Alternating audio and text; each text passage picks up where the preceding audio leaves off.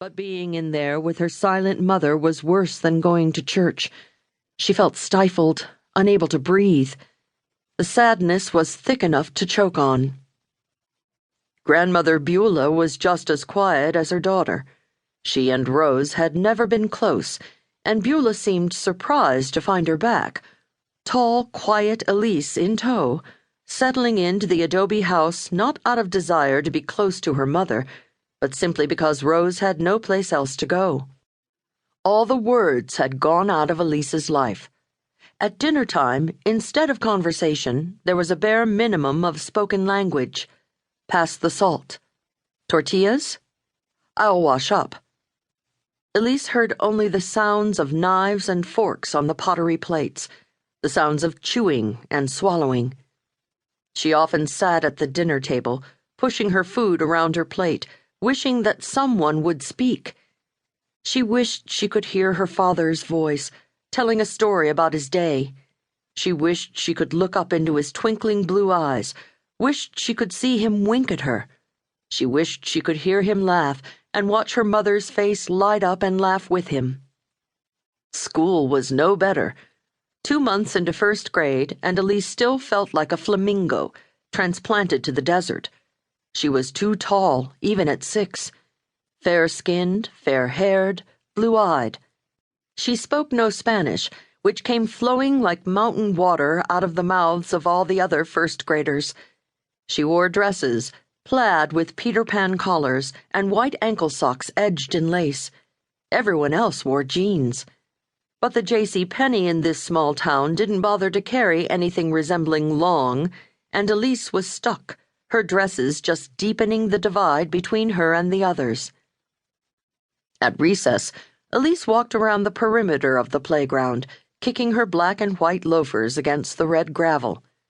She toyed with the buttons on her sweater, a coarse gray wool that Beulah had knitted, insistent that warm and practical was much more important than soft and pretty. Monica was on the jungle gym, her knees locked over the top bar, hanging upside down. Her hair hung down like blue-black raven feathers. She kept it chin-length, unlike the other girls who all had long braids. Even at 6, Monica was too much of a tomboy to worry about her hair. She never wore a dress. Elise had seen her only in jeans and snap-up cowboy shirts, hand-me-downs from her 3 older brothers. Lloyd Bunker, the undisputed class bully, sauntered over, his 2 buddies, Charlie and Glenn, right behind him. He was tall, like Elise, but stocky. His face and arms were covered with freckles. His dark red hair stood up in spikes that refused to bend to his mother's comb and water, and she had long ago given up trying to tame his hair or his manners. Well, well, well. His voice and his posture were all stage manners, designed to show Charlie and Glenn and anyone else who was watching that he was the boss. Look at the monkey engine hanging in the trees. Monica pulled herself into an upright position and jumped to the ground.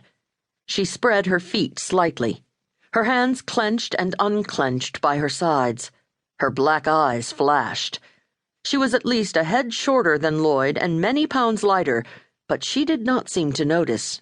What did you say? Her voice was barely audible. I said, Lloyd drew out his words, enjoying the power, enjoying the attention that was gathering around them.